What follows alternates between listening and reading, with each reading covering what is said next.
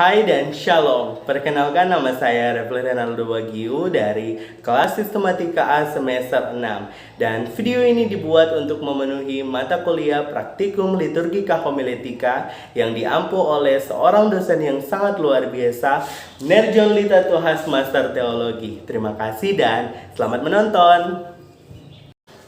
Adik-adik yang diberkati oleh Tuhan kita Yesus Kristus, pembacaan kita saat ini terdapat di dalam kitab Amsal, pasal 6, ayat 6 sampai ayatnya yang ke-11. Oleh Lembaga Alkitab Indonesia, ayat ini diberi judul, Berbagai-bagai Nasihat.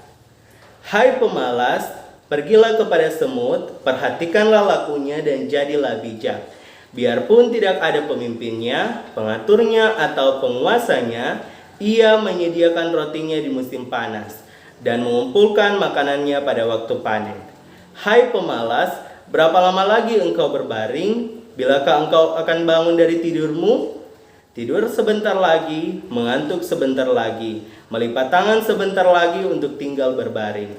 Maka datanglah kemiskinan kepadamu seperti seorang penyerbu, dan kekurangan seperti orang yang bersenjata.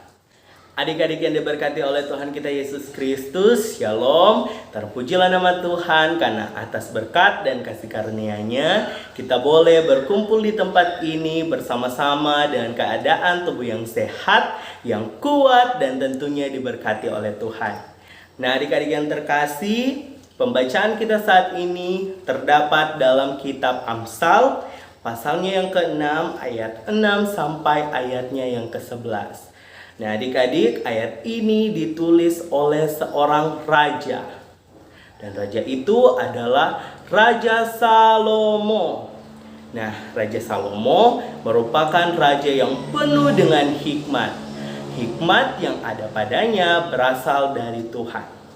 Nah, ketika Raja Salomo ingin menasihati rakyatnya, Raja Salomo berkata, "Hai pemalas, pergilah kepada semut, perhatikanlah lakunya dan jadilah bijak." Apakah ada yang pemalas di sini? Tentu tidak kan? Nah, adik-adik, semut adalah hewan yang luar biasa.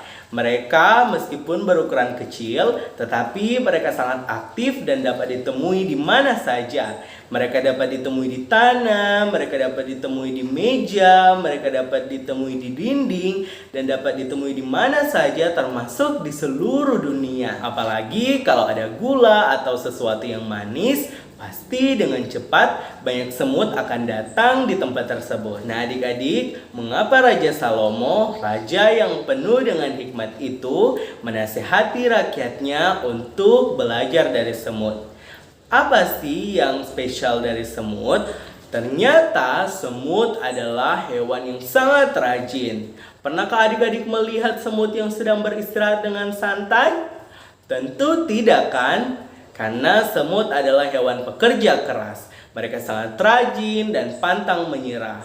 Meskipun ukuran mereka kecil, mereka mampu melakukan pekerjaan mereka dengan baik dan luar biasa. Tidak menunggu diperintah, dan kalau menginginkan sesuatu, semut akan berusaha dan tidak akan pernah menyerah. Semut tidak pernah bermalas-malasan. Mereka menyediakan makanan mereka pada waktu musim panas dan mengumpulkan makanan mereka pada waktu panen. Setiap hari dan setiap saat, si semut selalu rajin untuk melakukan tugas pekerjaannya. Nah, adik-adik yang dikasihi oleh Tuhan, selain sebagai hewan yang sangat rajin, semut juga merupakan hewan yang suka menabung. Ketika musim panas tiba, semut menyediakan makanan mereka, dan pada waktu panen, semut juga mengumpulkan makanan mereka agar supaya ketika musim dingin atau musim hujan tiba, persediaan makanan mereka masih cukup banyak untuk bertahan hidup. Nah, adik-adik, semut juga tidak pernah boros. Mereka sangat pintar untuk memanfaatkan setiap makanan yang mereka punya, agar di kemudian hari mereka tidak kelaparan. Adik-adik, semut juga dikenal sebagai hewan yang sangat kompak. Ketika sedang bekerja, tidak jarang semut terlihat berbaris rapi. Apabila menemukan makanan yang lebih besar dari ukuran mereka, si semut selalu mengangkat makanan dengan bersama-sama. Mereka kompak membantu satu dengan yang lain untuk mengangkat makanan mereka dan dibawa ke tempat penyimpanan. Nah, adik-adik yang dikasih oleh Tuhan kita Yesus Kristus, dari kehidupan semut, kita dapat belajar untuk selalu rajin dalam segala hal. Rajin bangun pagi, rajin ke ibadah, rajin ke gereja, ke sekolah, dan rajin untuk melakukan apa saja termasuk rajin untuk selalu memuji dan memuliakan nama Tuhan. Jangan malas-malasan karena tidak ada anak Tuhan yang malas. Jangan sampai ketika mama dan papa bangunkan di pagi hari, adik-adik hanya bangun, tidur lagi, bangun lagi, tidur lagi. Karena firman Tuhan katakan, kalau adik-adik malas-malasan, maka kemiskinan dan kekurangan akan datang.